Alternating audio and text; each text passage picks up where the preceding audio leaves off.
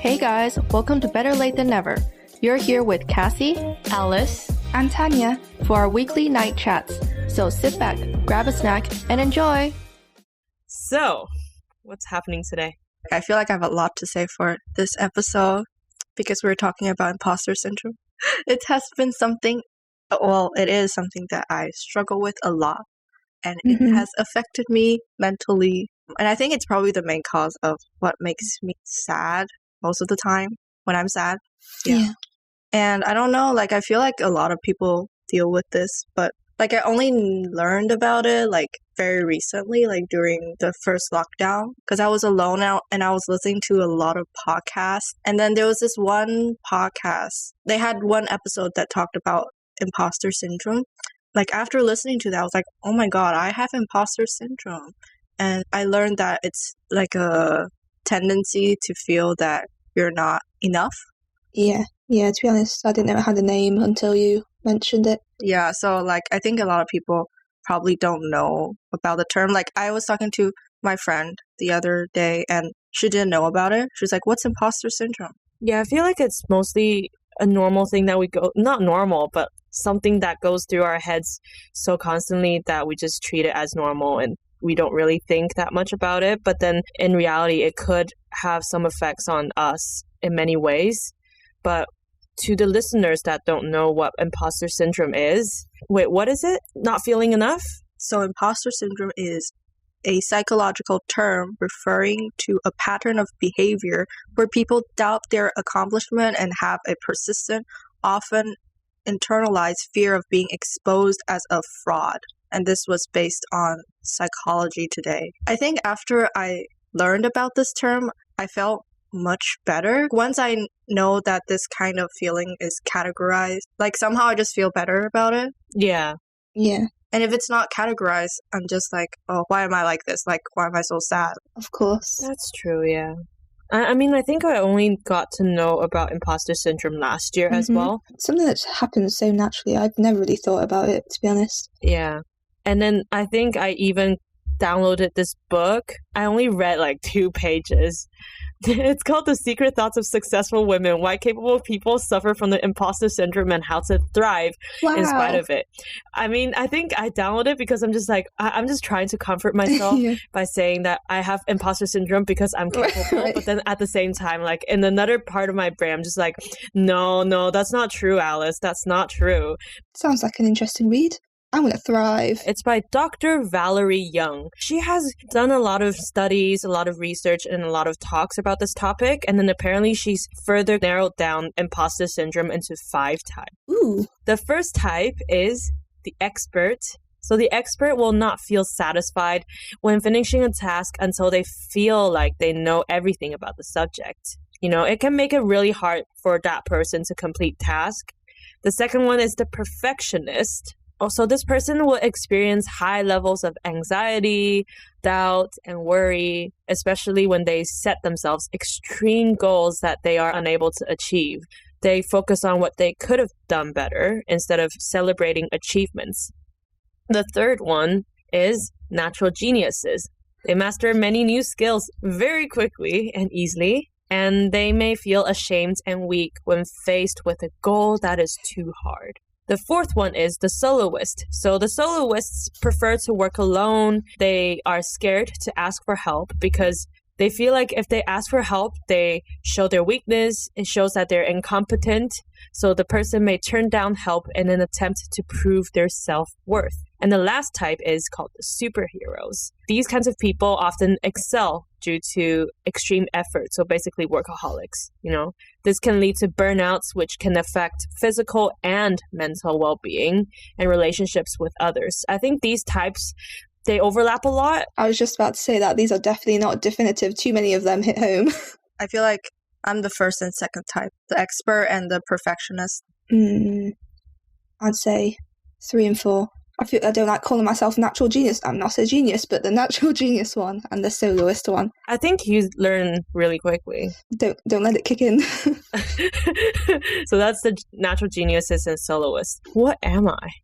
I feel like with each type, I can see a bit of myself in there. Yeah. Like the expert, I feel like sometimes I'm just like, oh, I don't know enough about this, but I don't think I'm fully the expert type of imposter syndrome. And the second one is perfectionist. Yes, but not too much. I was only a little bit in there. A little bit, yeah. I could potentially be natural genius, but I'm not saying that I've learned really quickly. I don't know what is going on with me. I can't decide which one.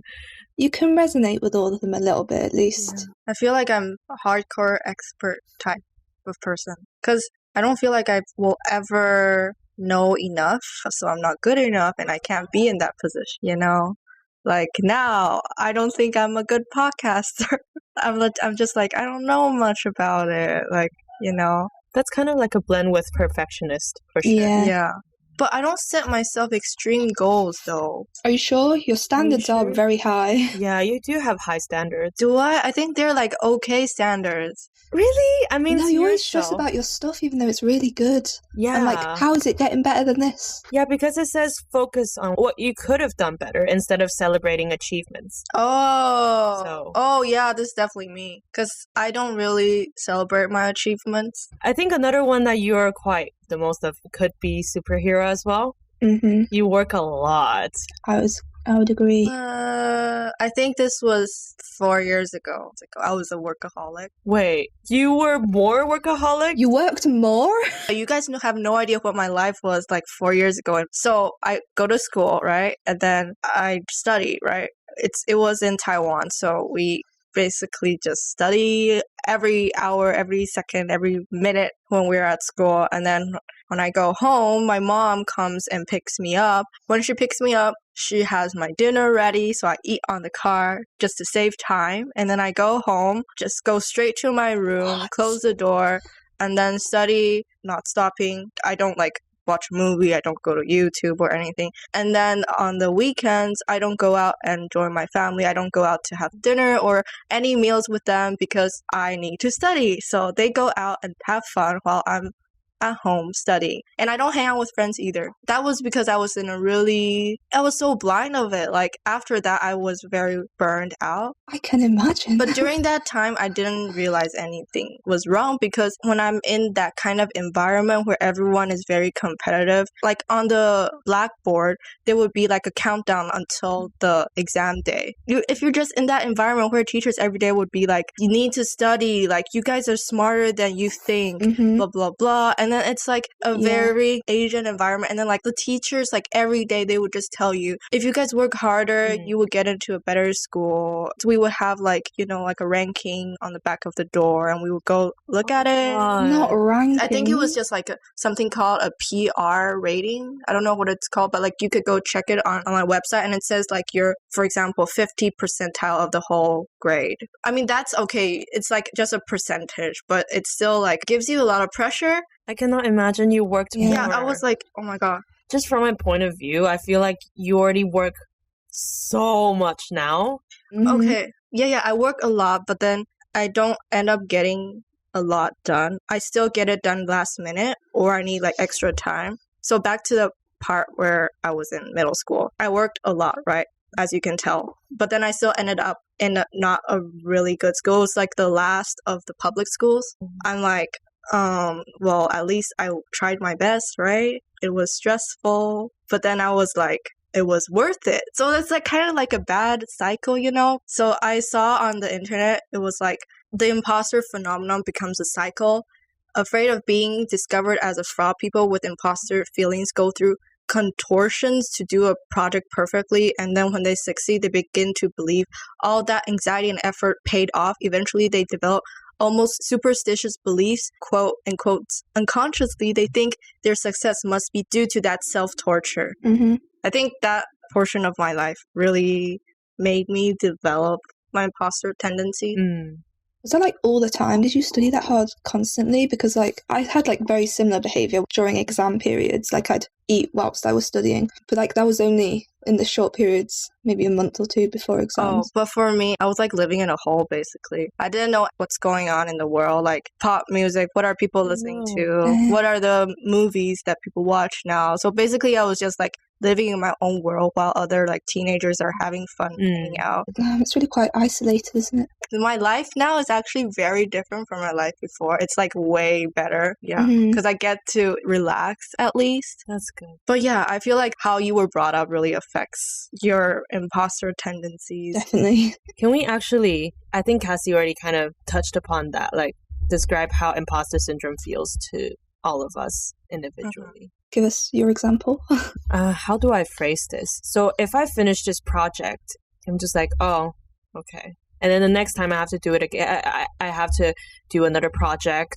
I think to my last one or the previous ones, and I'm like, I feel like those things might have resulted from either coincidence or from the guidance of either teachers or my friends. Like they kind of contributed, and in reality, I'm not creative enough. Or if it's group work, I'm scared that people would find out that honestly, I don't know what I'm doing, and they would find out how scared I am. Yeah, I think that's how I feel about it in general. Like fear that others will unmask you. It just feels like it's not even like, oh, I'm scared that they will find out. In my head, I'm just like, no, they will find out. So that's why I need to overcompensate in terms of work, in terms of standards and stuff to make up for that. I just keep going, and that's the cycle.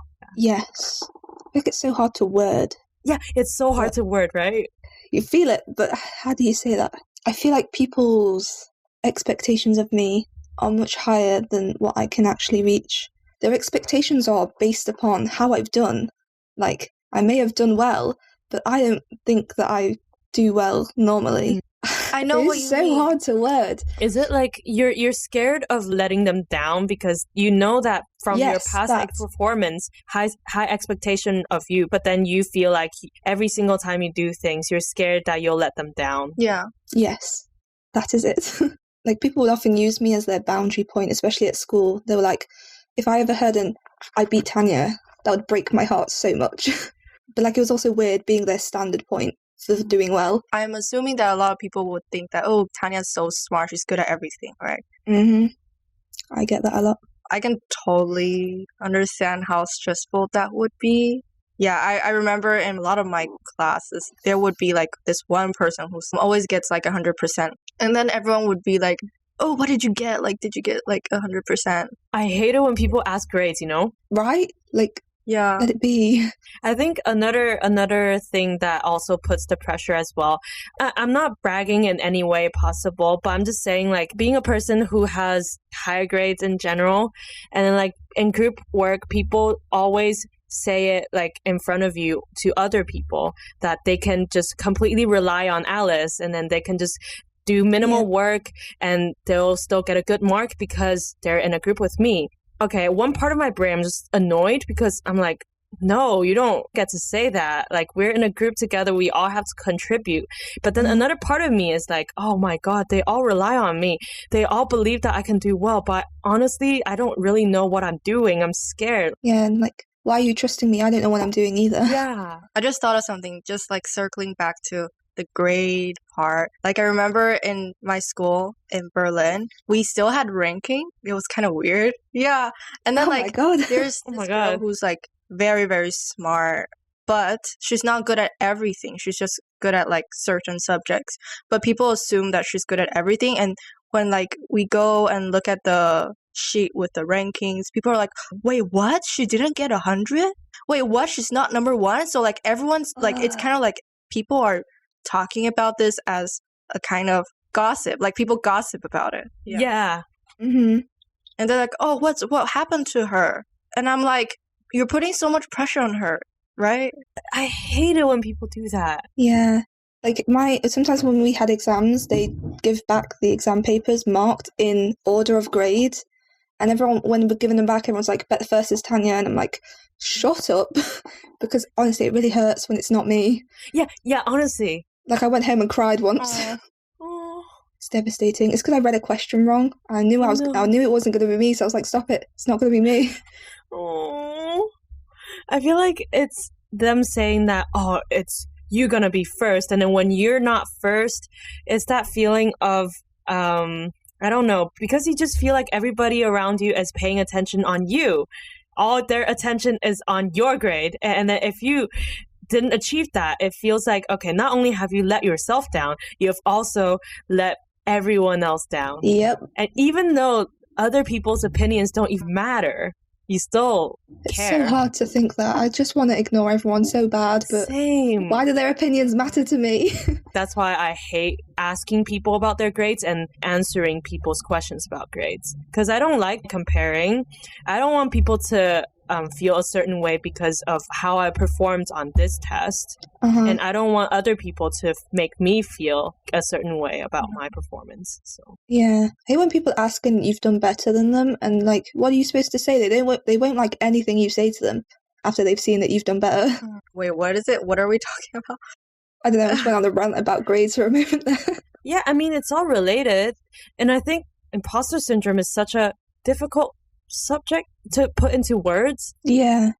It's become more like a feeling. And you're so used to that feeling and you just never really learn how to say it or express any of it. And now you're suddenly put on the spot to put it into words. It's hard. Yeah. I really don't know how to describe it. So that's why my answer was quite disorganized. Honestly, I'm just going in circles I guess like right now. social pressures makes you feel like you need to do better. People expect that I'm naturally really smart, but behind the scenes I have to work really hard to live up to that expectation that they've set of me. Yeah, so then you're probably like afraid to show that you're not actually like what they think you are, I guess. Yes. Makes sense. Yeah, there you go. Yeah. There we go.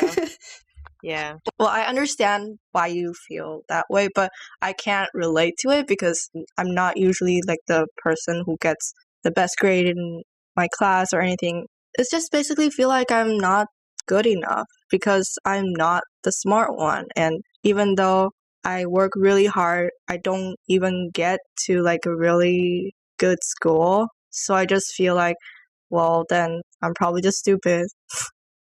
No. Yeah. Oh my god, why do I want to cry? Oh my god.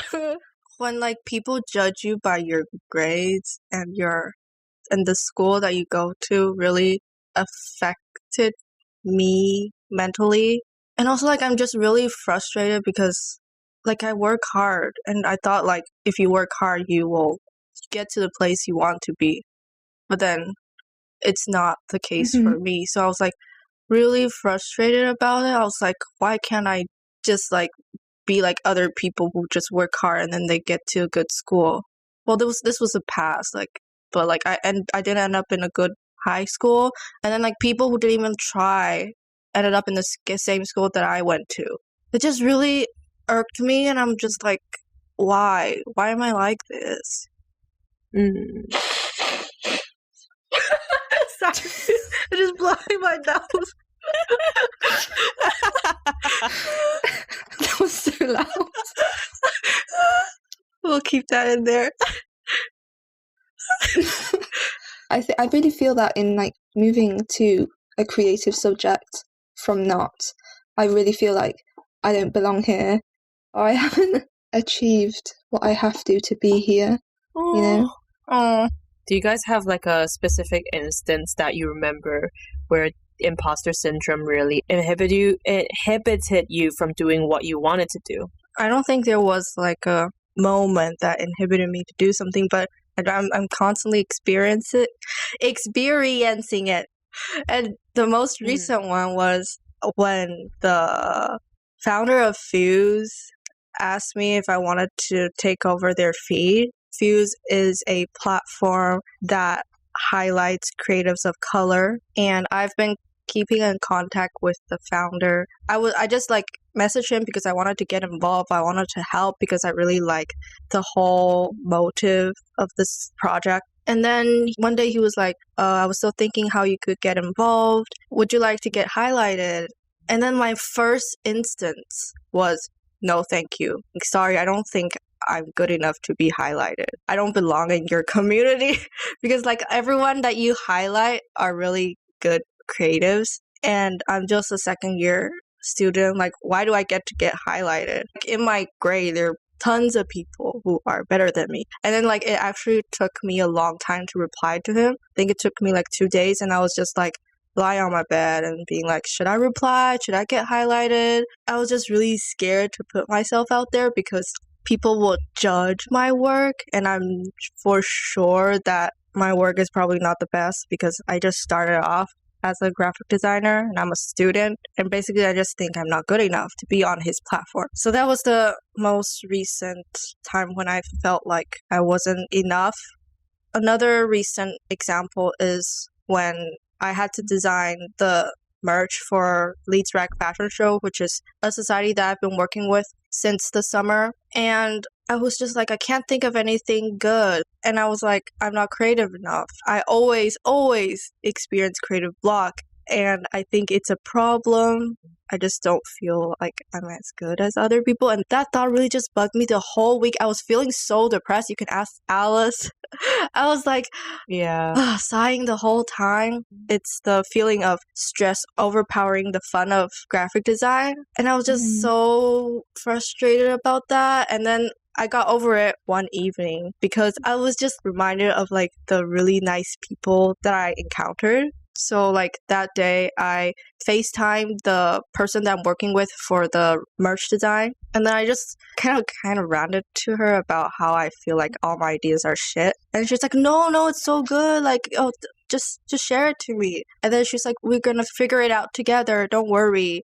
And then it just like really comforted me. After that I felt so much better. I was like, oh my god, why are people so nice? And then on the same day I was responding to the founder of Fuse as well. And then I was just like, why are you so nice? So he was asking me to give him an invoice because I was paid for being highlighted. So I was like, oh, sorry, I don't know how to, like, I've never completed an invoice. And then he was like, oh, no problem. He wrote down all the steps of how to do it. And I'm just like, why are you so nice to me? You're paying me, but then you're telling me how to fill in an invoice to get paid? Like, what? On that day, I just felt so much better, and I was ready to work again the next day. I couldn't sleep because I was so excited to work. I think I witnessed Cassie going from a week of frowns to that night where she was like, oh my god, I feel so much lighter now. And then the next morning when we walked, she was like, last night couldn't sleep because I was so excited to start work. It's such a dramatic change. Yeah. So cute. The amount a person can affect you. What about you, Tanya? What about me? Currently, the prevalent issue is placements. I don't think I'll ever be worth a company's time in any way. How am I going to help them? I've not done the work that people there have done. I'm only a feeble new graphic designer. I'm barely even a graphic designer. So it troubles me right now.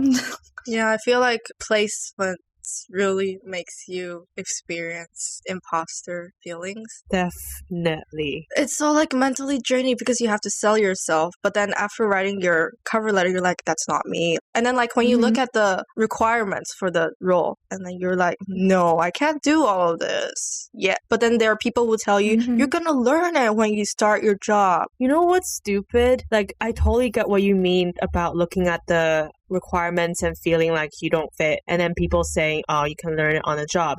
But then with placements, internships, even though they are set to be opportunities for us to learn how to do things and gain work experience, they need us to have prior work experience, which is quite contradicting, right? Like, because I don't have work experience, that's why I want to get experience from you guys. It's just very frustrating, you know? Trying to get experience without experience that requires experience. It's like a loop.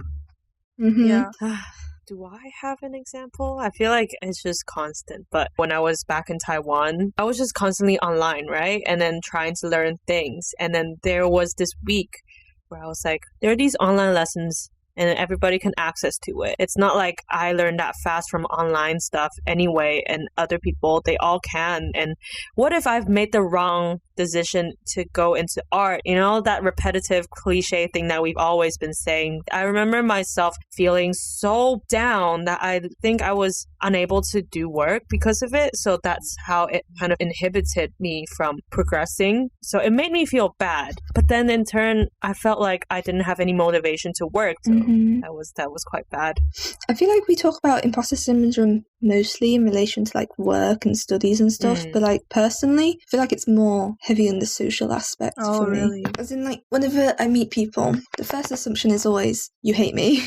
And I won't forget it unless you tell me otherwise. I will think that until the end of the relationship. Until the end of the relationship. Even though I have friends right now, I'm like, that's not because of me. That's because of them. This has nothing to do with me.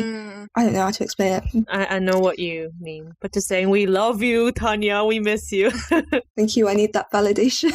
I kind of relate to that because I feel like you guys are so different and I don't fit in properly. Yeah. That as well. Like feeling like you don't belong with a certain group of people. And then like back to the part where I was like just constantly studying in middle school. And since like I was constantly studying during that period of time, I missed a lot of the fun of being a teenager. And so like I don't know a lot of the trends. I feel like I'm so boring. No, if it makes you feel better, I still don't know the trends now. And like, if it makes you feel better, I don't know a lot of the Disney movies that you guys mentioned. So that's why you should watch them with us. Yeah, I think that's what I missed out on as well. What about relationships? Like, I mean, I've never been in a relationship. Yeah, me neither. I'm not capable of love. Obviously, every relationship is different, right? And it also depends on your compatibility as well. So I think in one of the relationships that I had, I wasn't aware, but then I was actually unconsciously scared of him. Wait, what? Like scared of making him mad and scared of making him annoyed because I felt like anything I did could potentially trigger him. Bit of a red flag. Yeah. But yeah, I won't go too much into detail about my relationship. Thanks for sharing. No problem. I mean, I just feel like if you're with the right person, though, you shouldn't feel that way. No, I don't think you should feel that way. I have no idea. I don't think you should feel like you're not good enough for that person. I feel like relationships in general are just quite difficult to maintain. Like, not just romantic, but also friendships.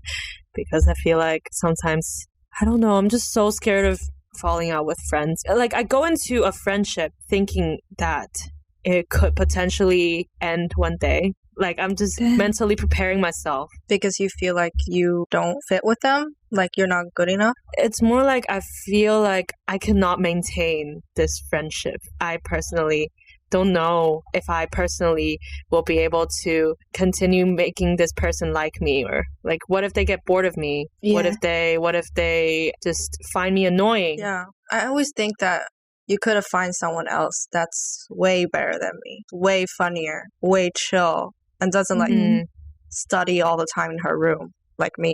I feel like there's a lot of times where I feel like they're worth more to me than I am to them. Like, to me, they're like one of my best friends, but to them, I'm just another person, you know?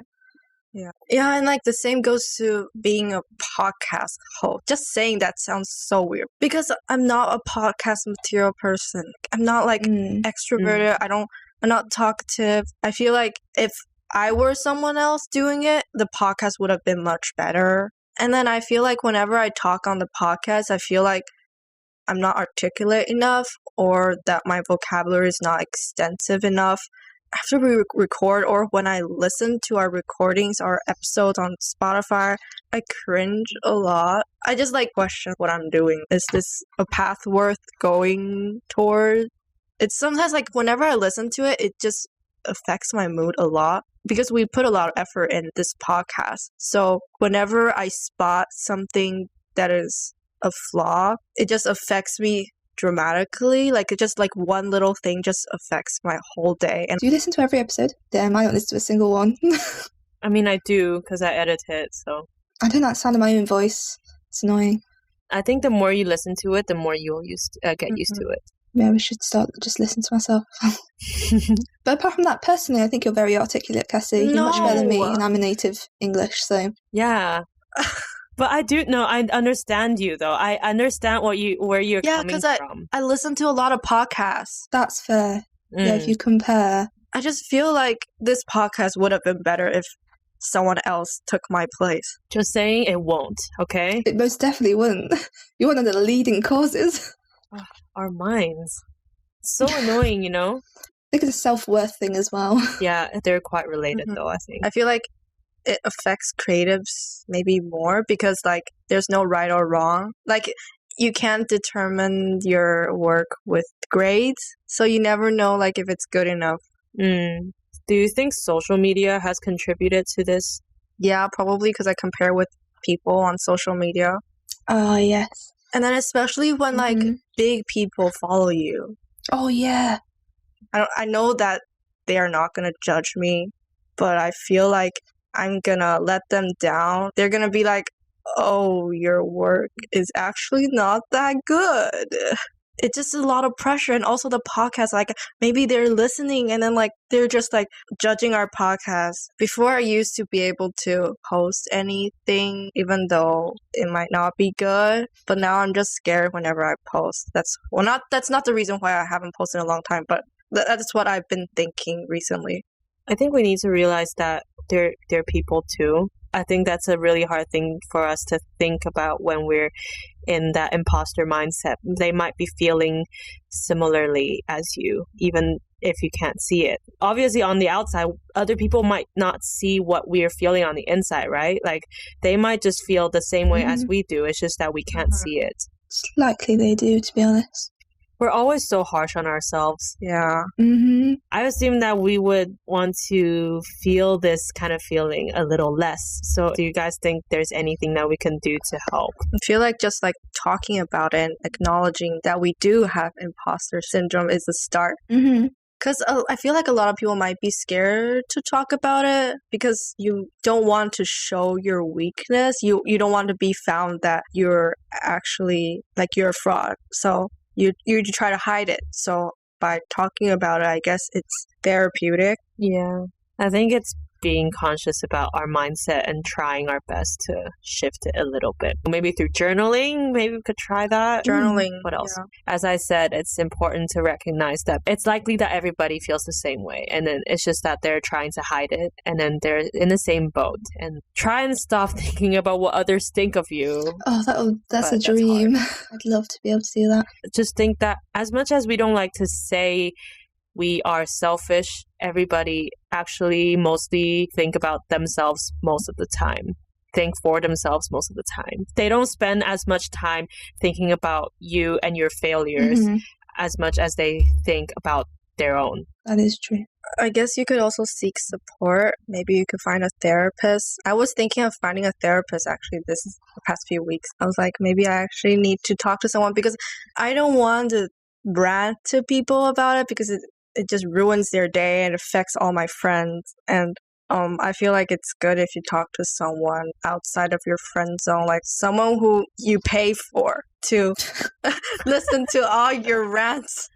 So yeah, but journaling is also something that I wanted to try. So I think I'm going to journal first and see if that works. And then maybe I'll take a next step and find a therapist. But then at the same time, I'm broke. That's the main problem, isn't it? Yeah. And I also try to meditate. And yeah, I just try to do it because I don't want to affect the people around me. And I just like it. I tend to pour out my negativity and it's so bad. So I think, yeah, I try to meditate and then I'll try to journal. I also heard you could do some positive manifestation. Is that what you call it? Like you just like wake up and say like, I am good. Positive Affirmations. Affirmations, that's positive affirmation. Yeah. I think I heard someone talk about this. Like, the more you tell yourself that you're good enough, the more you will believe it. Yeah. Like, apparently your brain doesn't know you're joking, so even if you joke... you joke, that means you're not good That's enough. Cute. Tell yourself, like, I'm super sexy every morning. Even as a joke, your brain won't know you're joking, and you will think... Oh my super god! Sexy. I should try that. That's a good pointer. Maybe I'll just look into the mirror every morning and say that to myself. Hi, hot sauce every morning to yourself. And wink, you know? Or just like tape something on the mirror and say like, you're pretty. I actually taped something on my wall. It's so cheesy, but I taped it at the beginning of the year when I was stressed about placement. I wrote, "What belongs to you will come to you." Yes, Cheesy. queen. It's true. It's a good quote. Wow. Yeah. Last year I had "breathe" on my wall. Yeah, that's helpful. The only thing I have is get your work done first on mine. That's cute. It's not, it's a problem. I don't do my work too much.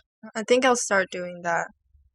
I think I'll start doing that. Maybe too. I'll wait. I was thinking like I've been thinking about this since the summer. I want to get like a washable marker and I want to write on my mirror Ooh. and maybe just write something every day. That sounds like a good idea. I heard a couple on the podcast. So she would write something and stick it onto the mirror in the morning, and then her husband will come into the bathroom and he would respond to that message. So sometimes she would write like something negative, like I feel very stressed and I feel like I'm not pretty enough, and then he would respond and say like, no, you are pretty. Oh. So cute. Positive affirmation. If you don't write it down, your brain, it will just be pulled back into that negativity very easily. So if you write it down, you see it, you recognize it. I see it. I feel it. I am it. And I need to meditate. I haven't been meditating for a while. It's been so long since I've meditated as well.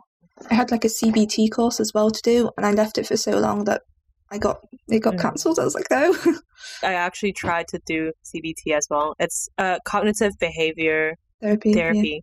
Online, but then I just kept postponing it. I mean, I only did like one. Mm-hmm. I did one video as well. And it's like, you have to wait 4 days for the next video. And I waited, but then I waited too long. And they were like, we've removed this course from you. And I was like, oh. Yeah. Never heard of that. Cognitive behavioral therapy.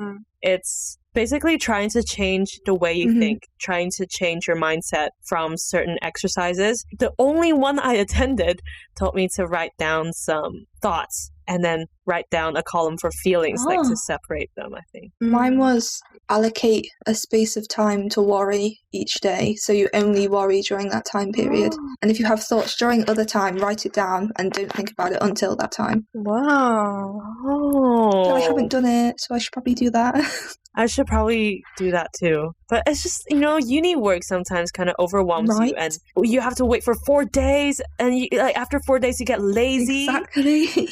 Can you guys show which site? I got it through my GP, so. I can send you the link. I think they recommend it quite a bit. Initially, they asked us to choose categories, like which area that I need help with, and then I found it a little hard because, I know what I'm going through. I know sometimes that I might be feeling a certain way, but then I don't really know how to pinpoint it, and I don't know which one to go into. Yeah. I feel like the imposter syndrome kind of plays into that a little bit as well. So, my troubles are not equivalent to others. I do not require this kind of treatment or whatever. Yeah. Oh, I suddenly thought of something. Do you guys feel like sometimes when you have your own problems or when you think about a certain problem that you're facing, you don't want to tell people, mainly because you feel like there are tons of people who's immediately experiencing worse things than you. It's not that big of a deal. Why would you say it, And then you're just wasting another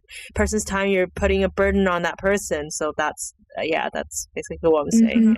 Yeah, sometimes when I say my worries to someone, I think one time someone was like, Cassie, there are people who are struggling even more. There are people who are in worse situations. That's the worst thing to say. That's the worst thing you can say to someone who's struggling mentally. The last thing you want to do is invalidate someone's feelings. No, don't do that. Please don't.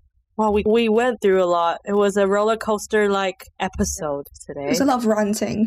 Another tip to deal with imposter syndrome is to be kind to yourself. Because I feel like I'm so harsh on myself. We're more harsh on ourselves than to our friends. To our friends, we're like, "Oh, you're good. You're good enough. You're so pretty. You look good." And then, to yourself, it's just complete opposite. Yeah. Practice what you preach. I guess just try to say what you say to your friends to yourself. Yeah, I think that's it. I think someone said, when you say things to yourself, think about what you would say to your friend if that friend is going through the same thing you're experiencing right now. I thought we were like citing the golden rule for a moment there. Do unto others what you would want done unto yourself or whatever. And then Bible phrase. Christian school things. It's hard, but we can try. Positive affirmations first. Yes. Yeah. So yeah. I guess we already shared quite a few tips on how to deal with imposter syndrome. And we've ranted a lot. Yeah, sorry about that. Sorry. I hope this episode isn't just us ranting. I hope you resonated with us, and I hope you feel like you're not alone. Start affirming yourself. Yes. Write down things on the mirror, write down things on sticky notes, stick them onto your wall, stick them right in front of you. And I learned from this episode that you never know what other people are going through. Yeah. People can also be thinking that they're not enough and stuff like that. Just don't put expectations on people. Yeah, I guess that's it for today's episode. Hope you guys found it comforting, therapeutic, maybe. And we'll see you guys in the next episode. Bye. Bye. If you like this episode, feel free to share it with your friends and family. You can find us on all listening platforms, and don't forget to follow us on Instagram at Better Late Podcast to stay updated. Thank you guys for sticking around, and we hope to see y'all soon. Bye!